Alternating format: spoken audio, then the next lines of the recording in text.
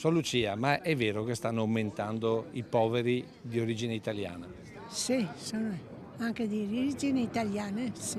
Sono molto giovani e penso che neanche non vanno a scuola. Questi ragazzi che vengono lasciano la scuola. Suor Lucia è una delle religiose che ogni giorno sfamano i poveri della città, che se un tempo erano stranieri disadattati, oggi sono in prevalenza italiani, ma anche tanti trevigiani, entrati in una spirale discendente tra denaro e affetti.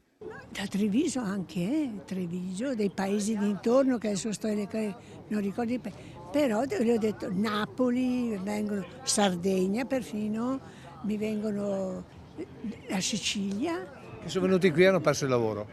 No, perché hanno perso il lavoro, perché magari si sono litigati con i genitori, anche qui a Treviso lavorava, dopo non ha più voluto lavorare e allora sua mamma magari ha avuto qualcosa con la mamma e va via. Insospettabili che girano con l'unico vestito buono il di giorno per non sfigurare, ma poi alla sera non sanno più dove andare. E dove dormono? Per strada,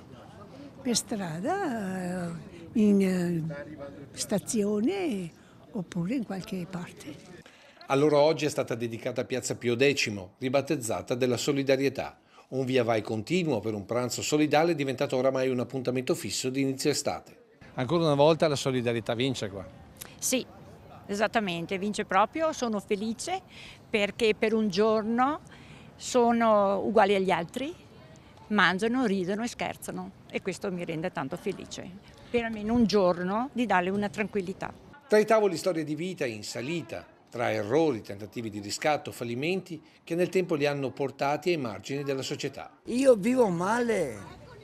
Come vive? Qual è la Io vivo in dormitorio e ringrazio Dio che ce l'ho. Perché se no non avessi quello io non saprei dove andare a dormire.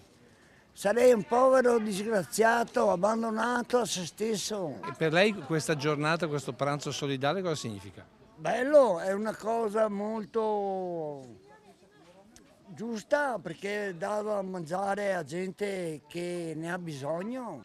Una piazza della solidarietà che questa sera si riempirà di gente per uno spiedo alpino legato ad una raccolta fondi destinata ad un gruppo di medici e infermieri di chirurgie pediatriche. Ma cosa fanno questi medici?